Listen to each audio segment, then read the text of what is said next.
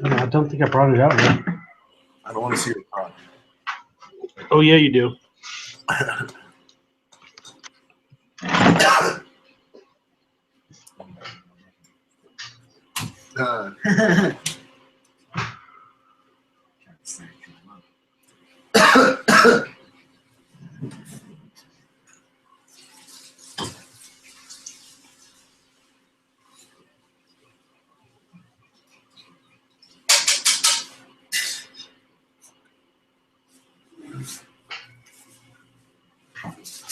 It was on the couch.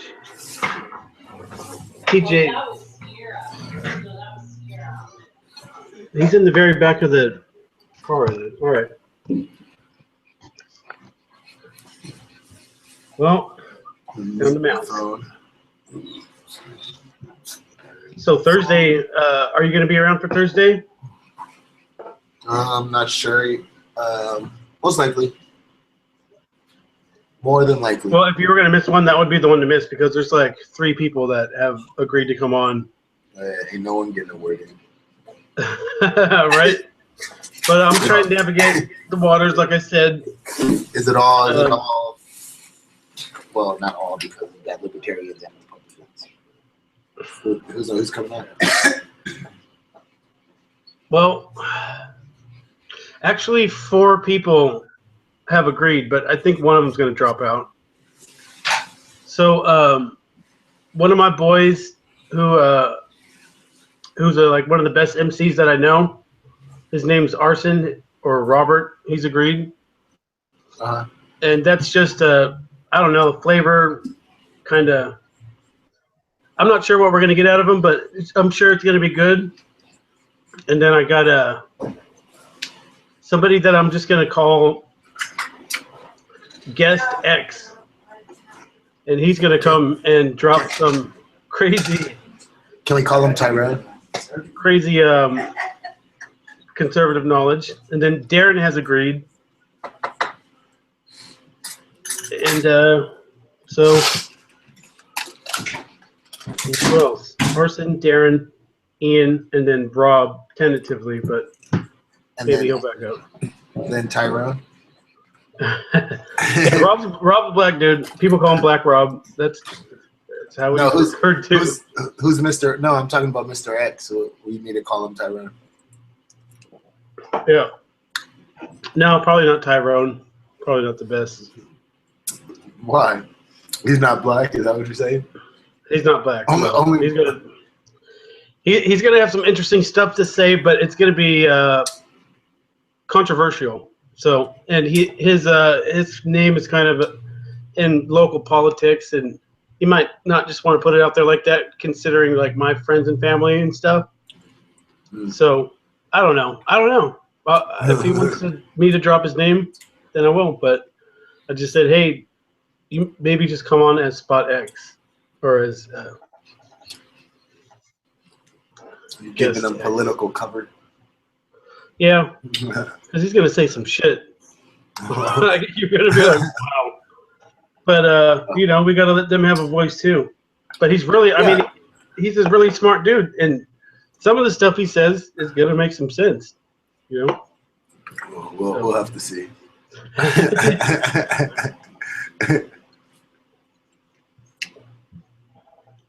Oh. Well, all right. I don't know. Today, it's just I was going back and forth with you a little bit, but I was going back and forth with others, and it was like a slow day. And somehow seeing all these Kaepernick posts, and it's like I don't know. I think people are taking it the wrong direction. Yeah, well, to be honest. But there's so much to go, and like people start.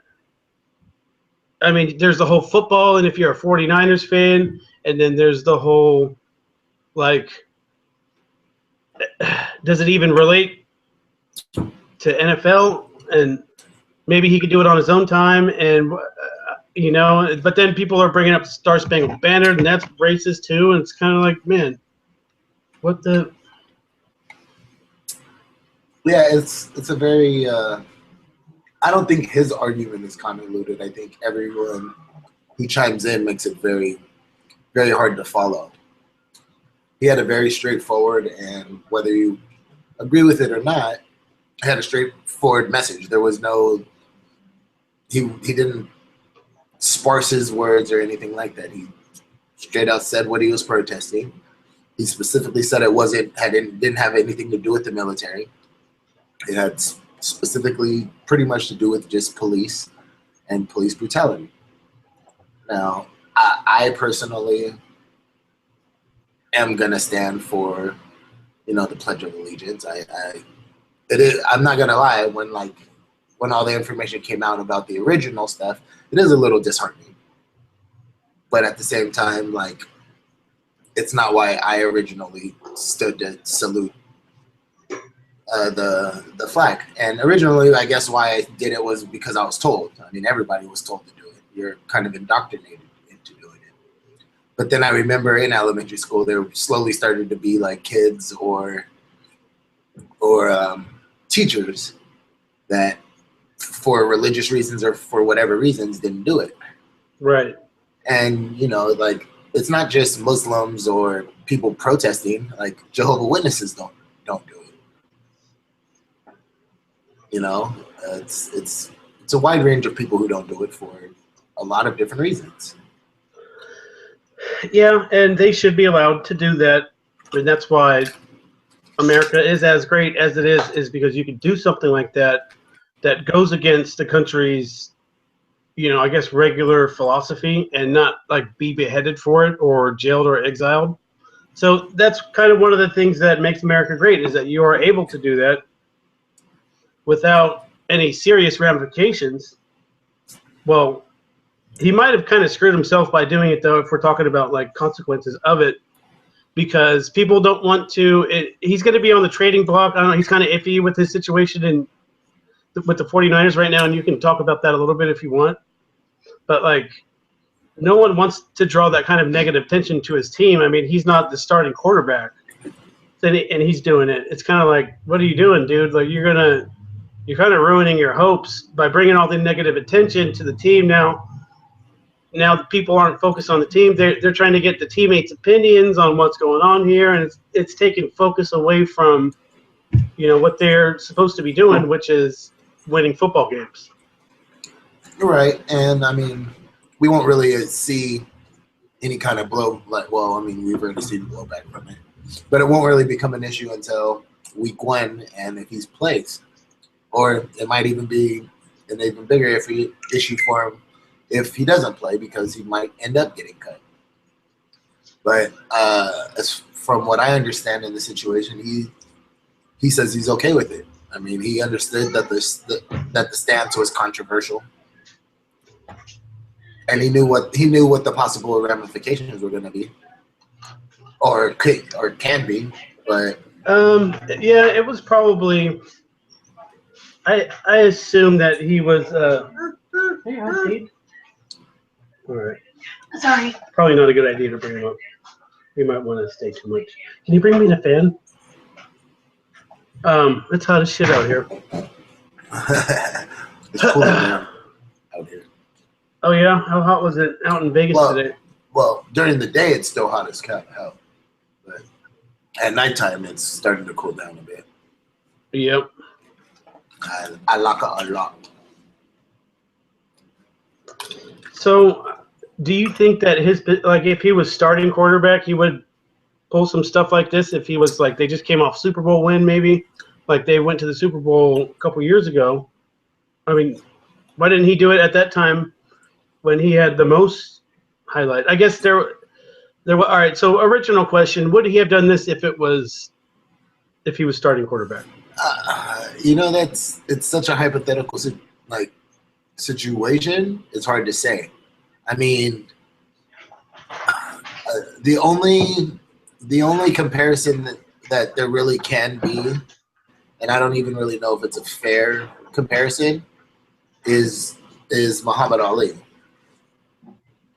and what he did, because he was pretty much at the top of his career, at the pinnacle of his career, and he pretty much sacrificed those years to take his stance. So, I mean, well, if he did it at the pinnacle, and Colin Kaepernick's doing it on the way down, I mean. Well, yeah, I mean, yeah, that's why I say I don't necessarily want to compare the two, but they're, it's the stance are pretty similar, and I think the media really kind of, or the media made a deal about it, and then once the media made a deal about it, like everybody decided they had to comment on it. You know what I mean?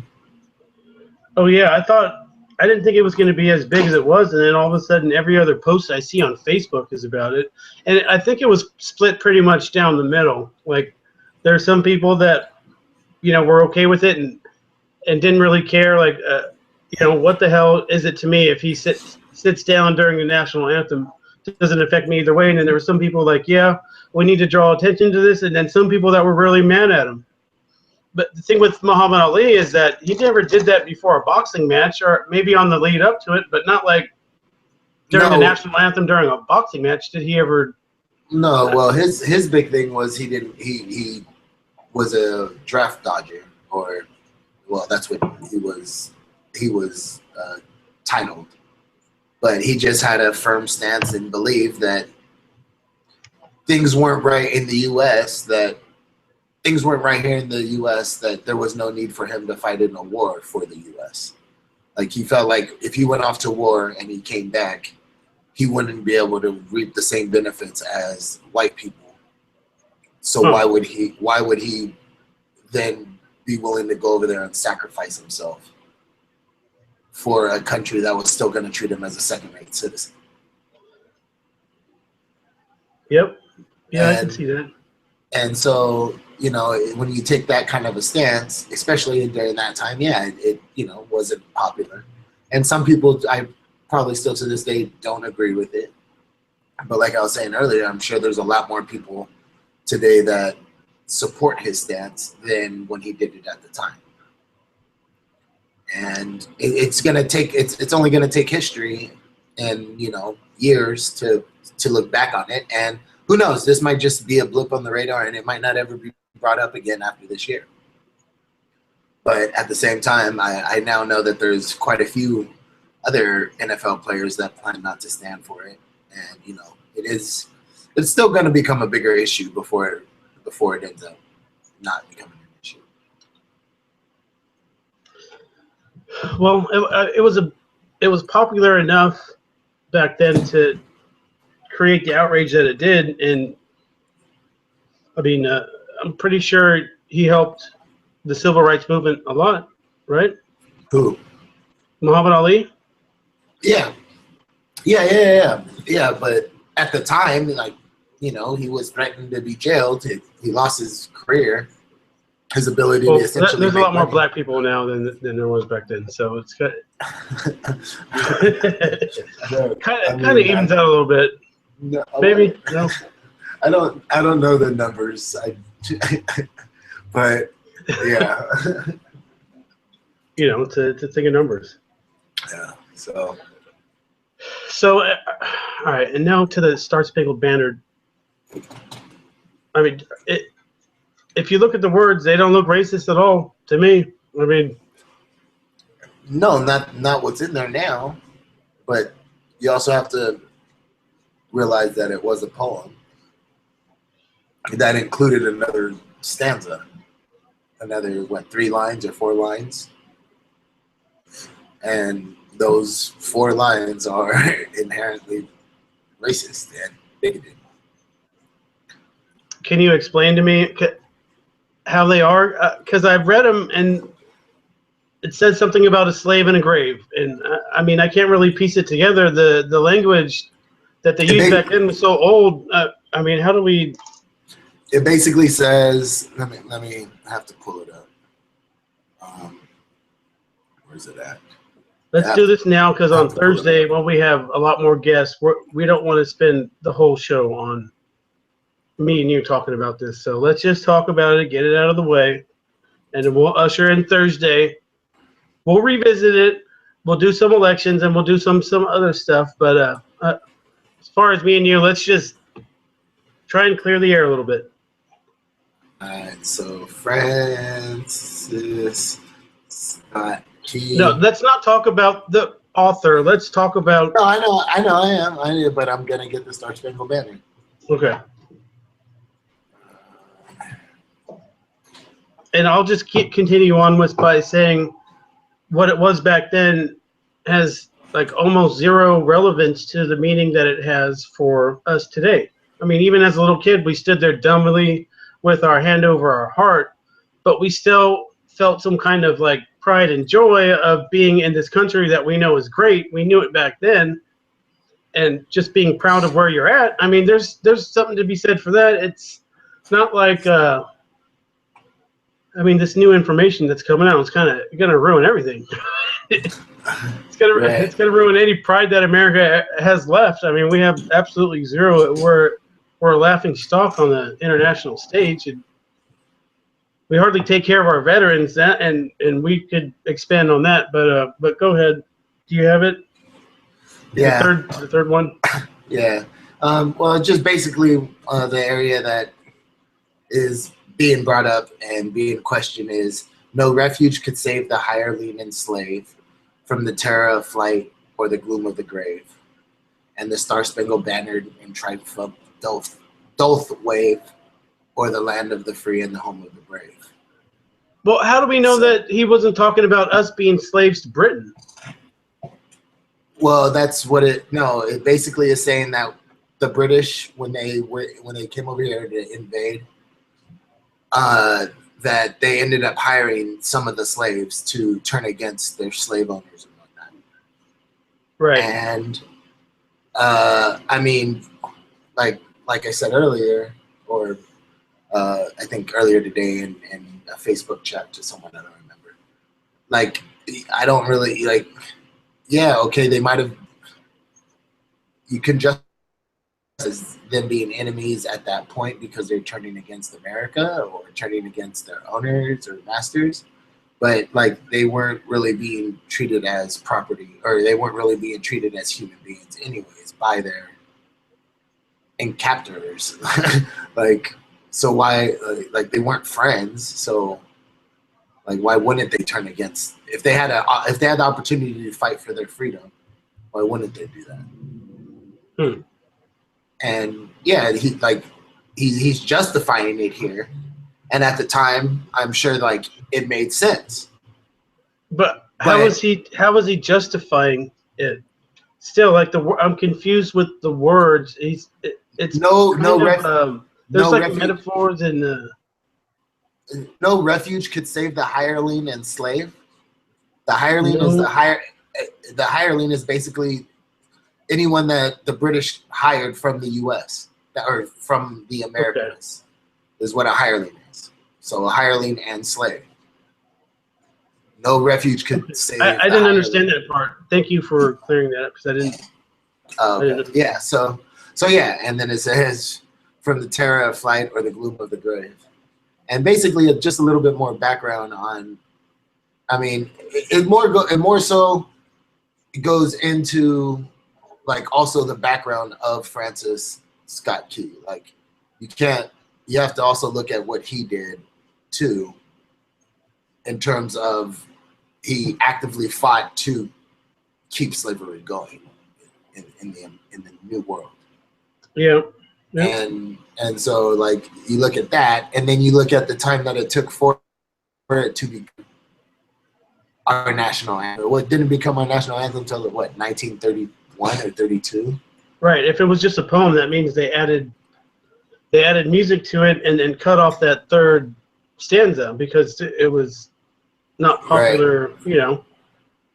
Well, that and then I believe it was Woodrow Wilson that brought it in, adopted it or nominated it, and he himself was like a pretty hard racist. So like, I mean, it just. But every white person at that time was pretty much racist by today's standards. I mean, I wasn't there, and you were grown up to believe that people different than you were. unequal, and it took a long time to eradicate that type of thinking. I didn't grow up with it. You didn't grow up with it.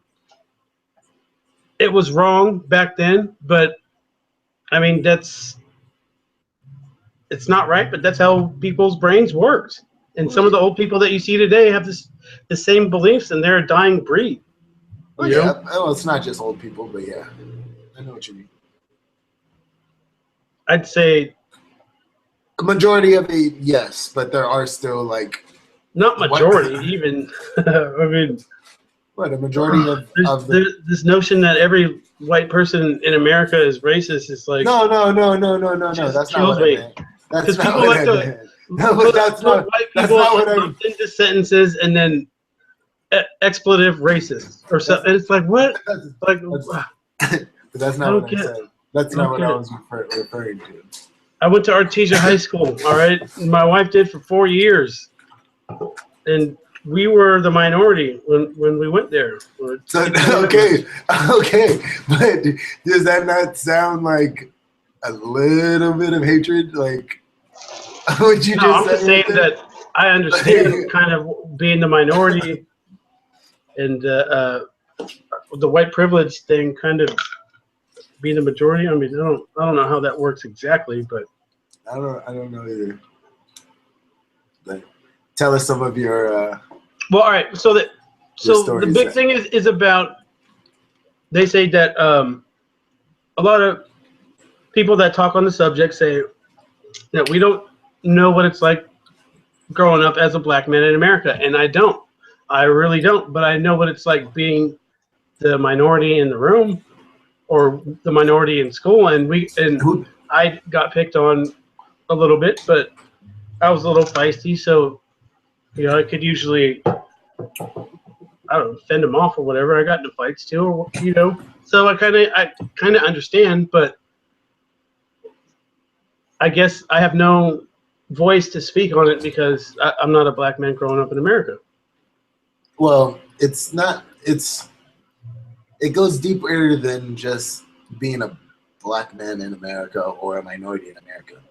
It goes deeper. It goes more into the systematic part of what racism is. So like there's actually structures set up. Like when you walk into a bank or walk into any place, if your tattoos are covered or whatnot, right? You walk in, you're not looked at like out. I don't know. You're not looked at a certain way or whatnot just because, like your tattoos you can cover, versus when a black guy or a minority walks in, like eyes kind of get like turned and they're watched and monitored.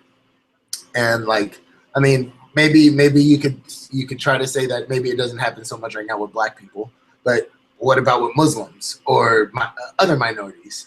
I guarantee you, if you're on a plane and when, like at somewhere in the back of your mind, you're thinking like, well, like what? It's not right. Well, it's not right. It's not right. It's not right. The example of in the store, I mean, you can't stop inherent racism.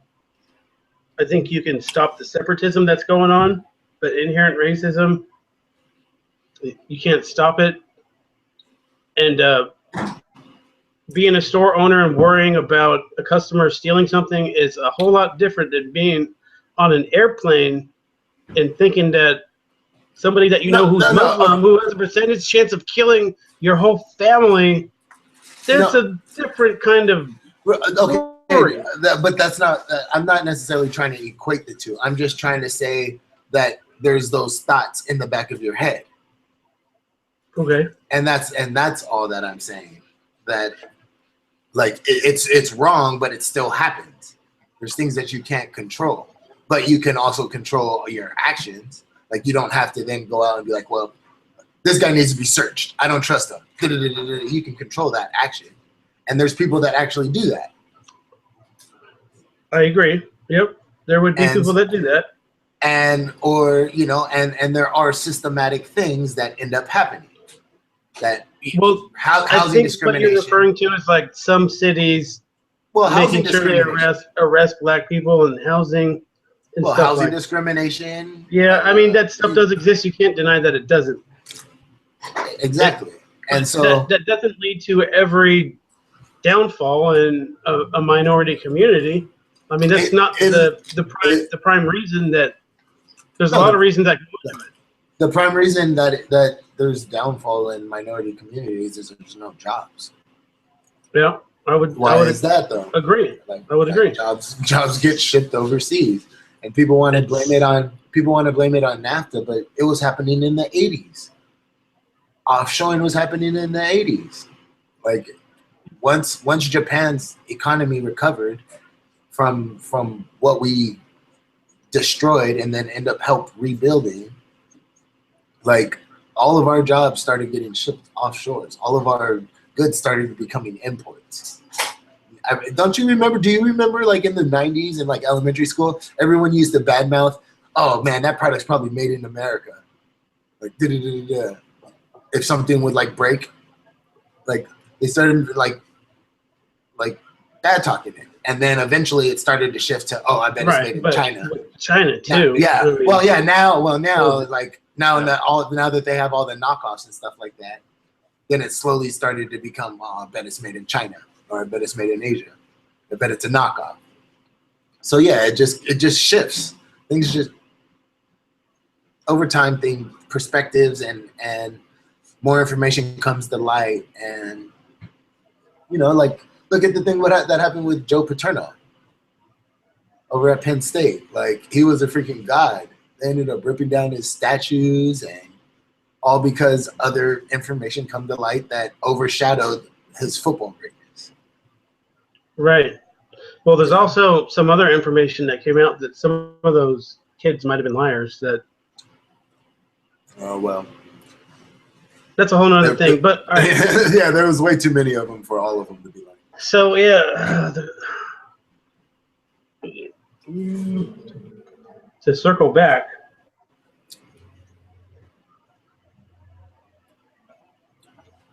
Circling.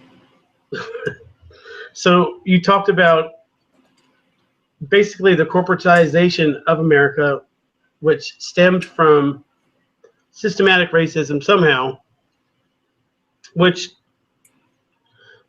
kind of does exist. I don't know. I think I just lost it. Well, no, okay. So like, let's take for instance like Chicago or Detroit or areas where like there's obvious like economic depression, right? The Chicago's always like had an issue with racism and housing discrimination. But let's take like more areas like Detroit where a lot of factory jobs are done, and a lot of the jobs were essentially kind of handed down from generation to generation. Your dad, your grandparent, or your grandparents worked there, your parents, then you, and it was kind of inherited. All that is gone because it became cheaper to get your products made overseas. You can't. There's never going to be a day when. Well, I won't say never. There are products made here in the U.S. at a profit level, but if China or any other country that doesn't have the work regulations that we have here can get their hands on the raw materials to produce your product, there is no way the U.S. workforce can compete with a workforce in Mexico or in China or in Asia, for that matter. That's right. What we have to get. That's what right. we have to get control of. Okay. So this is what I call like the corporatization or whatever, corporatization of America. Corporatization of America, and in my eyes, we are the United States of corporate America.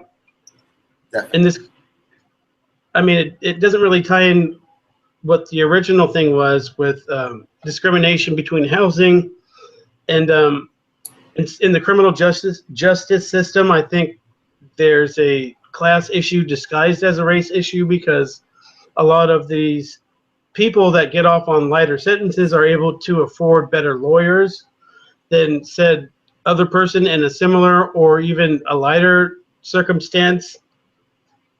For example, the kid who got jailed for having child pornography when he was, sexting his girlfriend and some other girls. And some people will try and compare the two, but I mean, they weren't really the same. He touched a girl while she was passed out. He didn't rape her, and he was.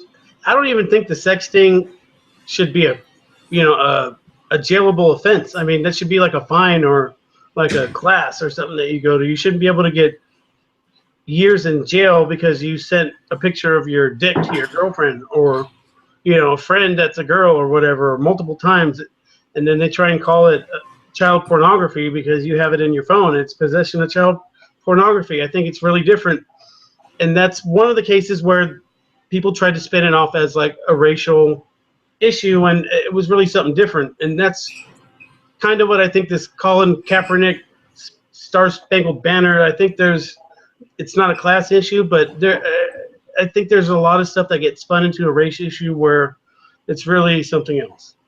Well, not only that, it's not that he ever said that it was like I mean, this might be reading more into what he's doing or giving him more credit for something that he is a byproduct of what he's doing. But yeah, he could just be, because it's not just African Americans or minorities that are killed by cops unjustly. Like there are, it does happen to white people too. Oh, yeah. And so, he could be also protesting their killing as well.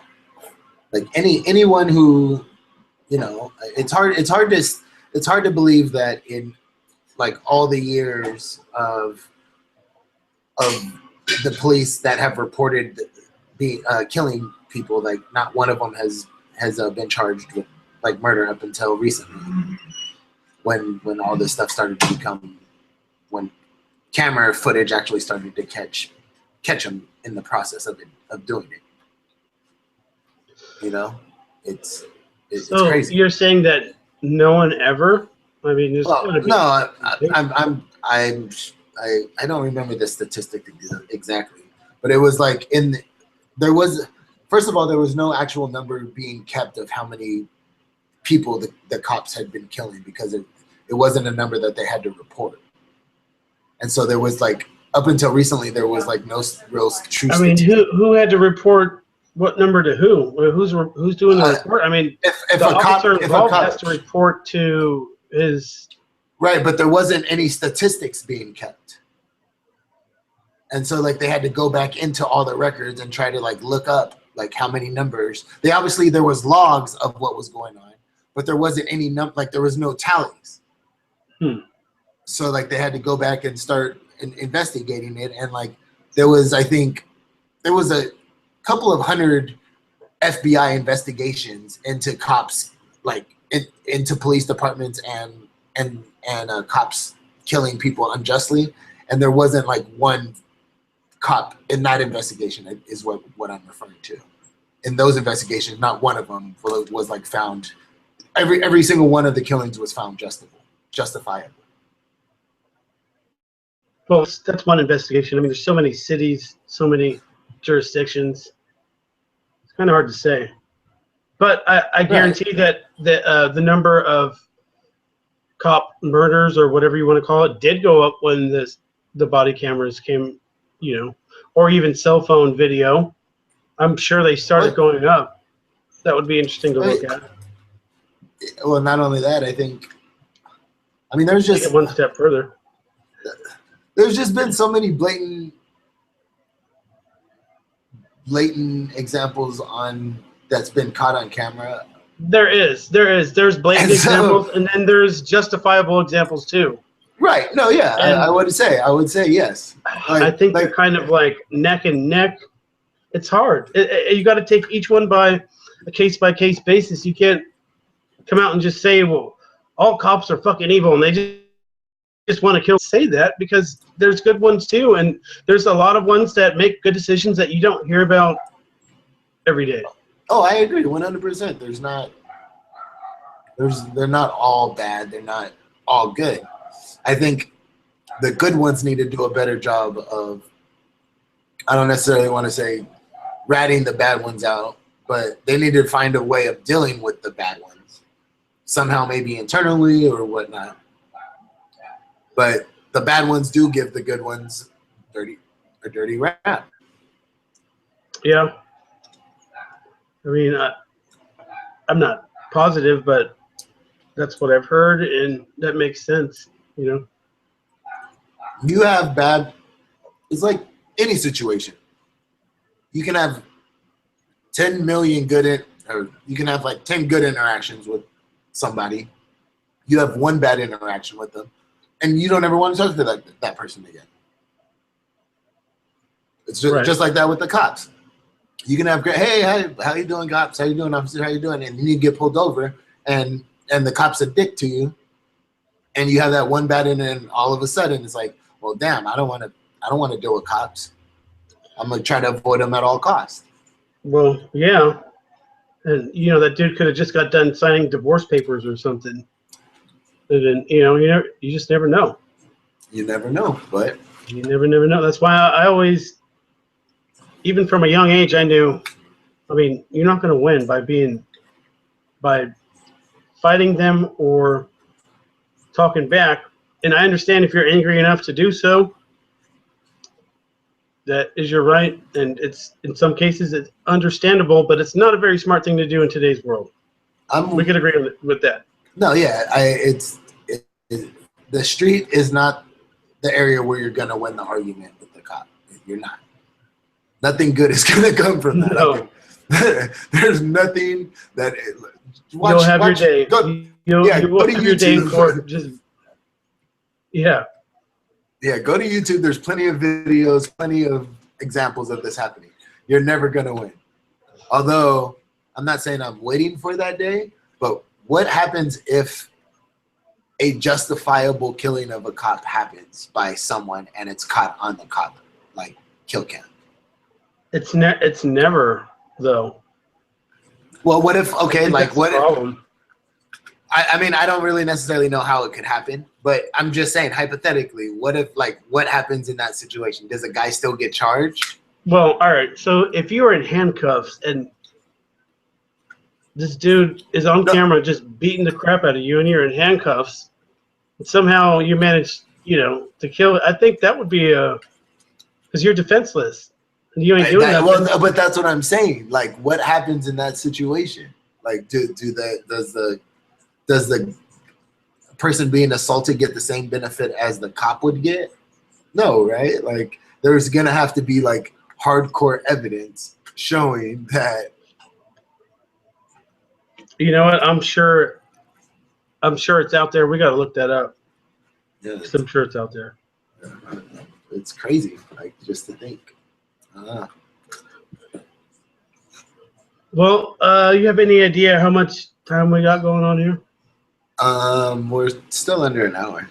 Under an hour. Yeah. All right. Well, short break. Yeah, might be a short one. All right.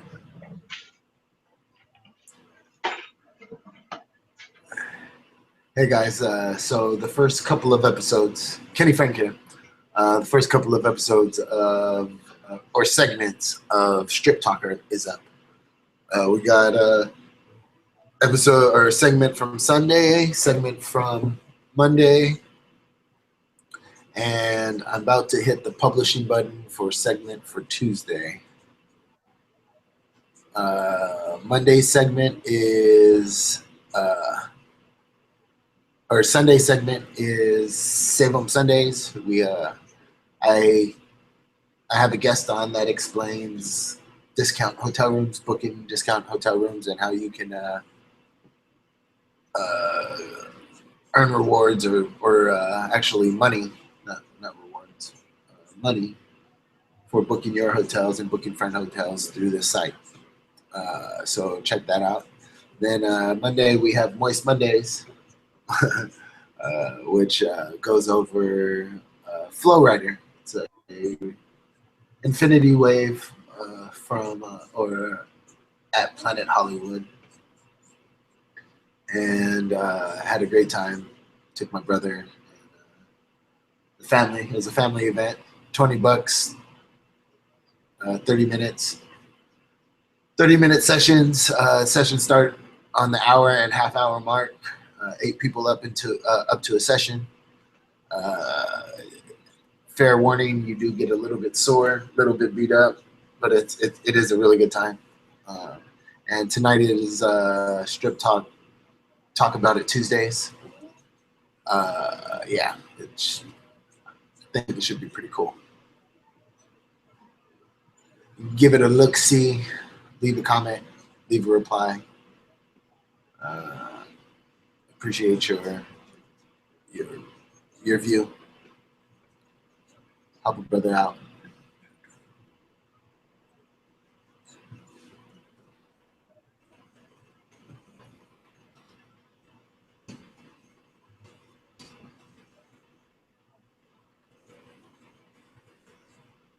And musical time.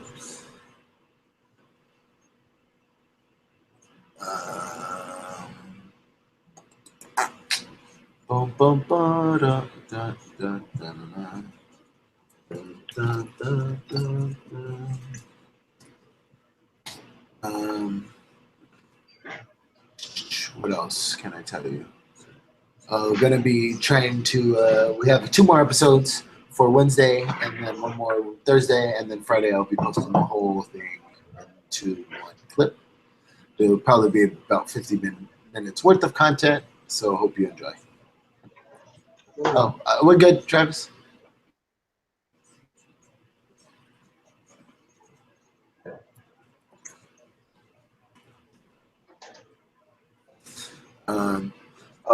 On tonight's episode, I critique or pretty much just eat a freaking sandwich on camera. And you watch me, and I explain a little bit more in depth of what Strip Talk is and how I'm trying to take over the entertainment business, basically.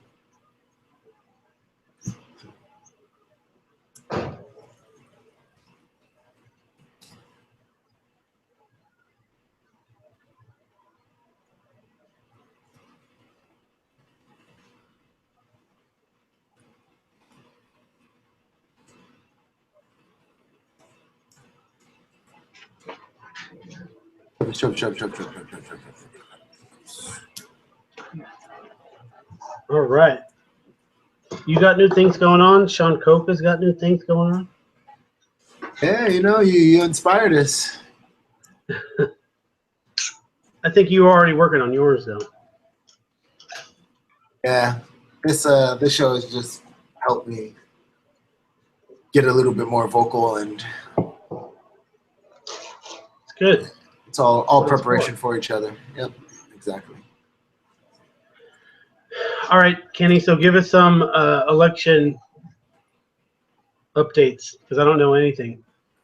Is Trump completely out of it? He's trying. I'm gonna say he is, but he's, put it this way, he doesn't have a stance pretty much on immigration anymore, other than he still says he's gonna build the wall, but no one knows if he's still gonna kick all 11 million out or not. So we're trying. Well, I think that's impossible. Even if he were to try, I mean, what's he gonna do? Put on every billboard and every freeway sign, if you are here illegally, please report to your nearest police station to be bused or flown back to wherever you came from. I think it's an impossible idea. It will never work. But here's an idea I think that is a little more pragmatic, is that you do build the wall. We need to build the wall. You know why? Why? So people from Mexico don't die trying to get here. We build the wall and we create better work visas for people that are trying to get here to work, and they don't die trying to get here. Because if you talk to people that know people that have died trying to get here, it's like a slow cruel death in that desert. So you got to prevent those deaths if you can, and then build a stronger visa work program. That's like the libertarian standpoint. I mean, okay, but what do you do about where do you build the wall? I mean, this argument I just heard the other day.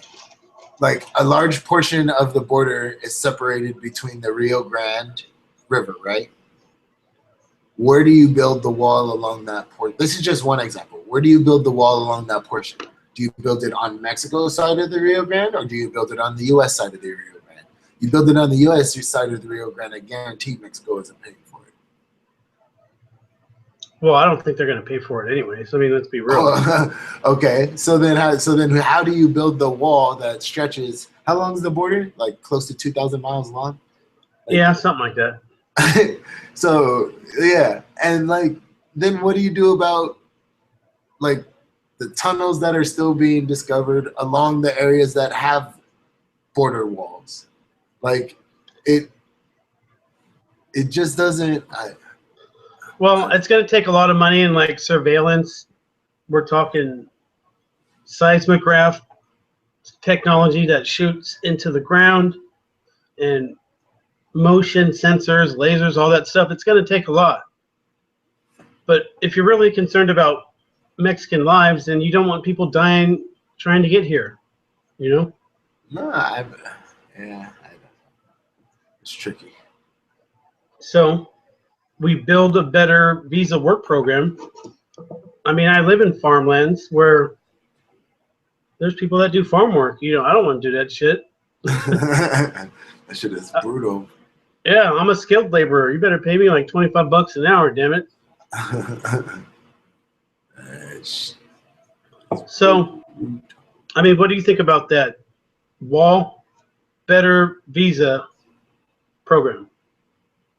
I mean, it works, I guess, but I don't. The wall idea, I think, doesn't work. Obviously, we need a better visa program. We need a better system that is more equipped to handle what is being asked of the system right now, because it's obviously inefficient. But as far as I know, from all the numbers we can track, immigration is basically at a net zero. Like, people aren't, if they're coming over here, they're not staying. They're coming over and going back. So I don't know. Yeah, Obama has been deporting a lot of people. I think he's deported more people than anyone in a long time. Exactly. Well, yeah, he's deported more people than any other president in U.S. history, which should give him a leg to stand on in trying to fix the immigration system. The issue is that no one wants to work with him on the opposite side of the aisle. They tried. We tried to. They had a bill. Even Marco Rubio had a bill written to try to help deal with it, and then he didn't even end up endorsing his own bill at the end, because were so outraged that he even was thinking about trying to do anything, create a pathway for citizenship. Yeah, that was kind of weird. Like, you know, but creating work visa programs and a path to citizenship is not the same thing. I mean, right, but okay, so Trump wants to deal with the immigration problem, but his idea is that everyone has to leave first before they come back in order to get legal status. But if there is 11 million or 20 million, or as low as Trump's recent last estimate, 5 million, how do you round those people up? I think, I forget who said this. I think it was Trevor Noah, said that it would take up to like 100,000 Greyhound buses in order to round up that many people and deport them back across the border.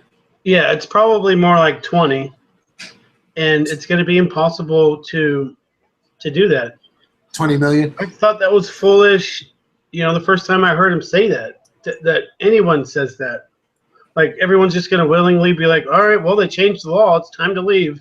I mean, no one's going to do that.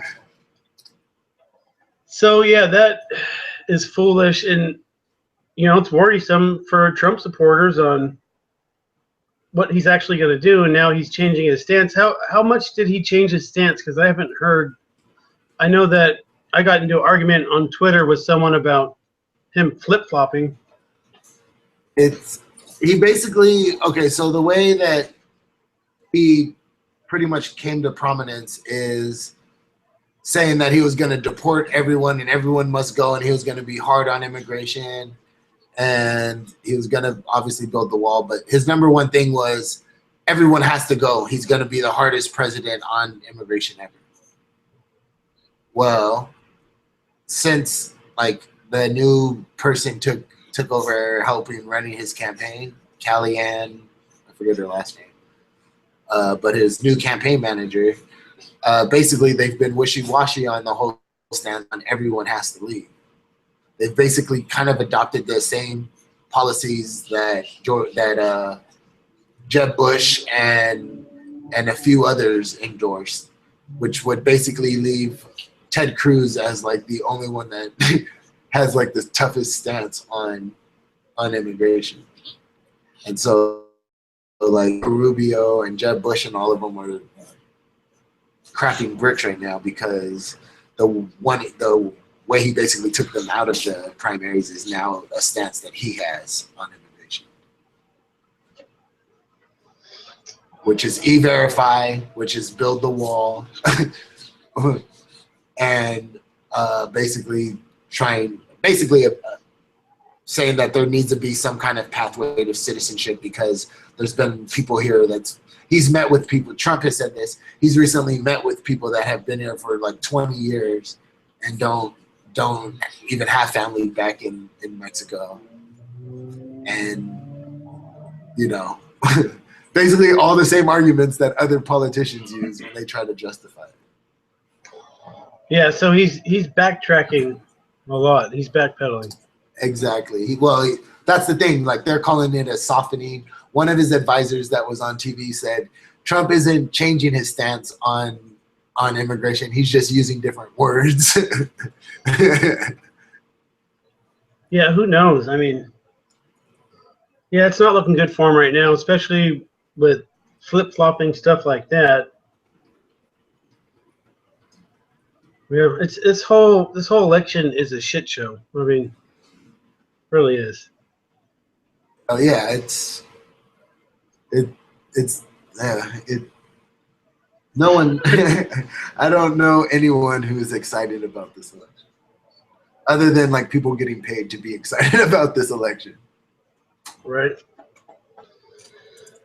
All right. Well, I think we should wrap it up. This is kind of a prequel to what's going to happen on Thursday. We're going to have a couple guests, and I think it's going to be a good time. Oh, yeah. So let's just wrap it up. And this was 22. Kenny, who you want to give a shout out to? Shout out to this artist I'm working with this weekend, Ackwoods, out of Ohio. He's coming into town, shooting a music video for him. So shout out to him. Nice. And I will give a shout out to Britney Spears, just because whatever. I don't blame you. All right, so look forward to the next one, and there's going to be a lot of stuff going on for that one. And step your game up. Boom. Boom.